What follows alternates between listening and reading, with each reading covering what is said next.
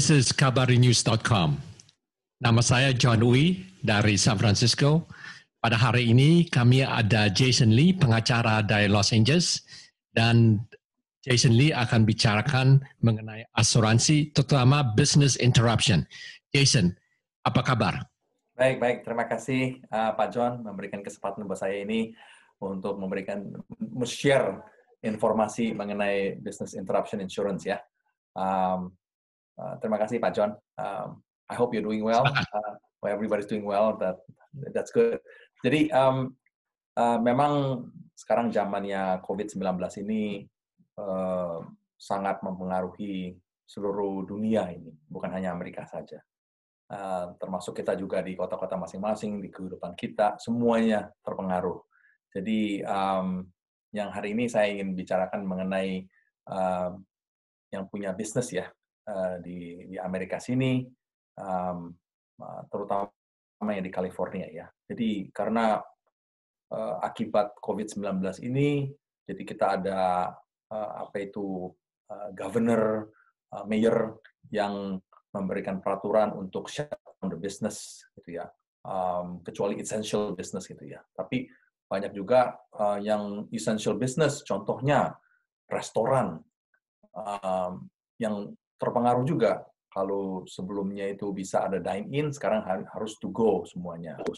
Dan karena memang karena lockdown juga orang sekarang mungkin tidak bisa, agak susah untuk ambil barang makanannya di restoran untuk to go, jadi banyak yang masak di rumah gitu ya. Jadi sekarang bisnis juga di restoran juga go down karena masalah ini gitu ya. Jadi walaupun mereka buka, walaupun mereka ada to go, tapi business is down. Ini bukan hanya restoran saja, kantor-kantor pun juga semua terpengaruh. Kantor saya pun juga terpengaruh semuanya. Jadi everybody is affected. So dan kalau memang kita punya bisnis dan memang asumsi saya yaitu Anda mempunyai business insurance. Nah inilah hari ini saya mau bicarakan mengenai business insurance ini, dan mungkin siapa tahu bisa ada sesuatu yang mungkin bisa membantu, bisa make a claim dari asuransi kita punya commercial insurance itu ya. Untuk itu saya ada PowerPoint presentation, jadi saya ingin share screen-nya untuk Pak John. It's okay ya kalau saya share screen-nya ya? Silakan.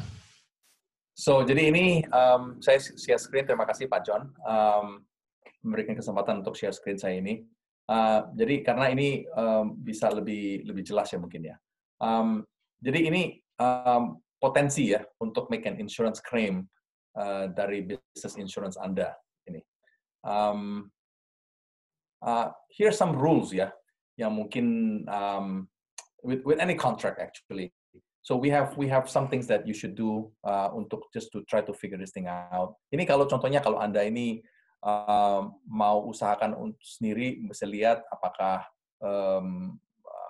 maybe this is something that you can do or not gitu ya. Tapi of course kalau Anda punya pengacara atau gimana ya, then just leave it to your attorney to figure it out or something like that ya.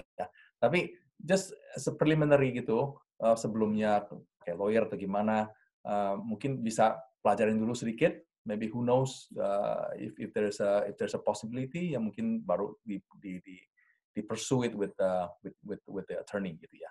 So with anything like for me, kalau saya itu dapat kontrak yang perlu saya pelajarin, yang kontraknya itu saya simpen, tapi saya bikin copy karena saya mau bikin note ya. So make a copy of the contract yang mau bikin notes ini ya. So make a copy of the contract, keep your original policy aside, and then review the copy of your policy. Make sure the policy is complete, tidak ada ketinggalan sesuatu, pages-nya semuanya everything is all in order. Now I want to share, I want to make sure that Anda ini ngerti apa ini declaration page ya. I just want to make sure of that, and let me share something. hold on, I'll get back to this, but I just want to show you what the declaration looks like, just to show you.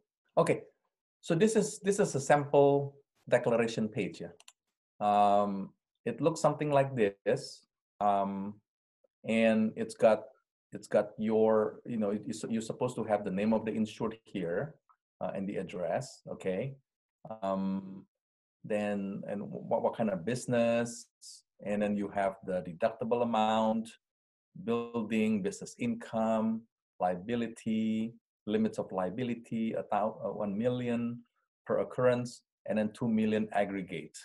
Let me explain a little bit about aggregate later on. Okay, so you have, like, this is a sample, obviously, and then you have medical expenses, you got damage to premises, things like that. So this is a sample declaration page. So mungkin kalau Anda cek di policy-nya itu, business insurance itu, look for something like that that says business owner's declaration. Okay, so this is what you should be looking at. Jadi yang komplitnya itu ada policy-nya itu biasanya tuh beberapa halaman tuh ya, agak tebal juga sih, dan juga declaration page-nya ini yang perlu dilihat. So if you're missing this declaration page, please call your agent and try to see if you can get a copy of it, atau hubungin dengan insurance company and try to get this declaration page. You need this to see it, because you need to know what the limits are. Okay, so getting back to my PowerPoint again. Okay, so we're back to my PowerPoint.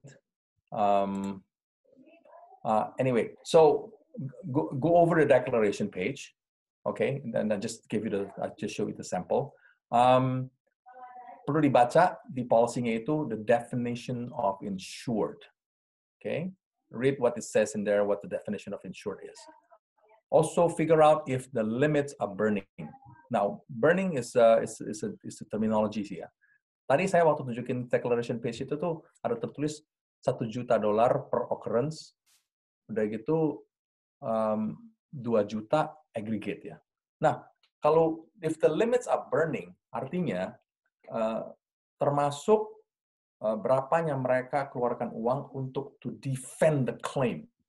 Jadi contohnya, kalau asuransi ini deny your claim, dan kita ngesu ke asuransi, bilanginnya, kamu harus cover saya, karena saya rugi, dan policy ini memang ada available buat saya, tapi kamu tidak mau bayar, karena kamu tidak mau bayar, saya akan ngesu kamu.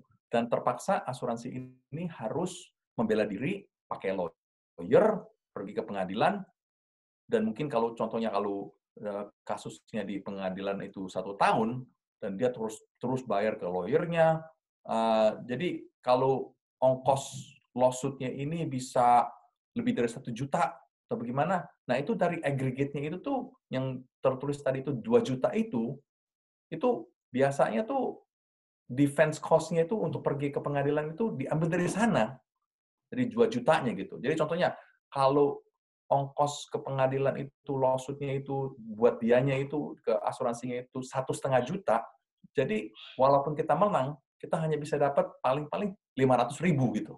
Karena limitnya 2 juta. So, we have to see what it says dalam policy-nya mengenai itu. So, that's important to know. Okay?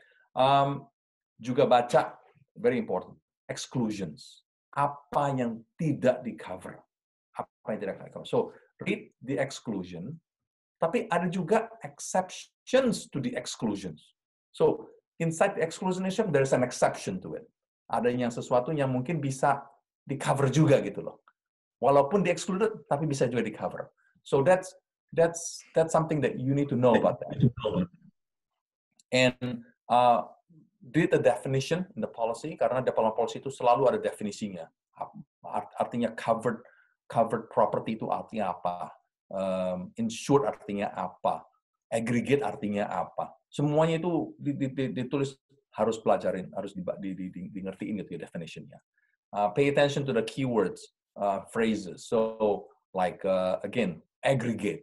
What is the meaning of that? Nah, biasanya tuh keywords itu tuh di highlight, di bold. So take a look at that. kalau memang kita kurang ngerti apa artinya ini perkataan itu, look it up in the definition. Biasanya tuh mereka ada definitionnya di sana. So anyway, there are a few things that we should know. Okay, ini makanya saya mau share di sini gitu ya. Kalau di policy-nya itu yang dibilang, oke, inilah yang akan kita cover, contohnya. Ini yang akan kita cover. Nah, itu biasanya tuh di interpretasinya itu agak luas. Jadi, it's in our favor biasanya.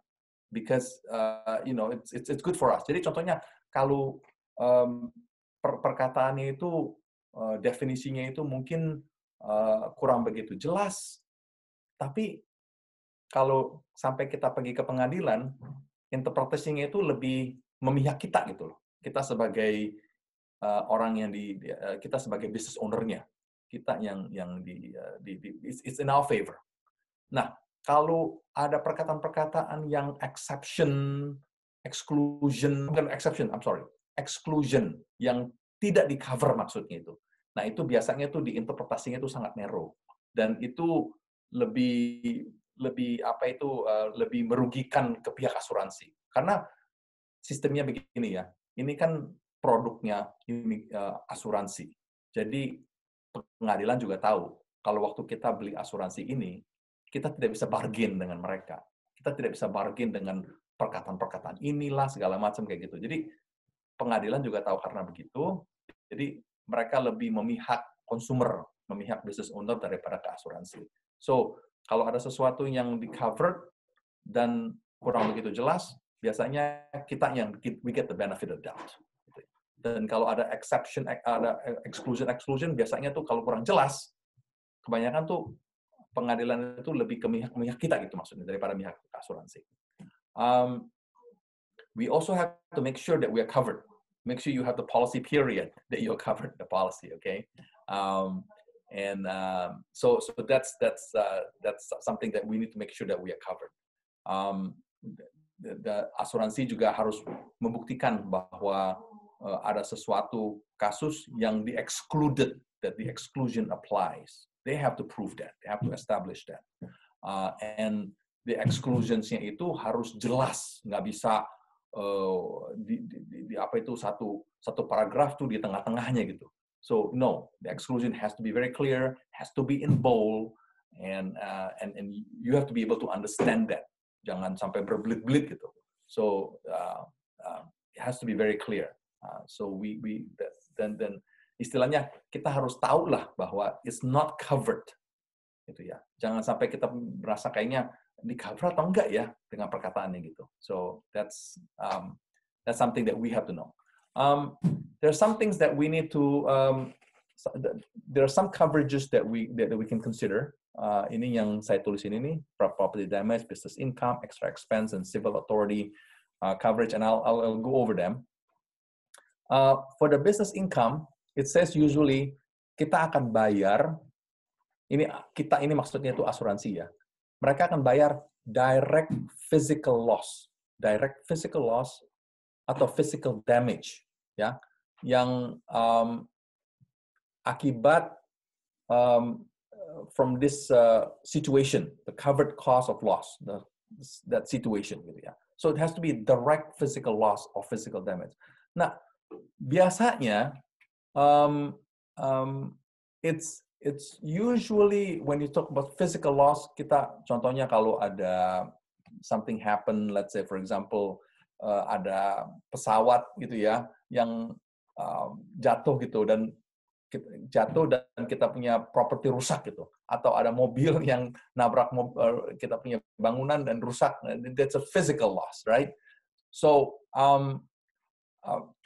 but I'll explain a little later that it may be more than that, not just a physical loss. But anyway, untuk ini cause of loss, the covered cause of loss is actually suspension of your operation.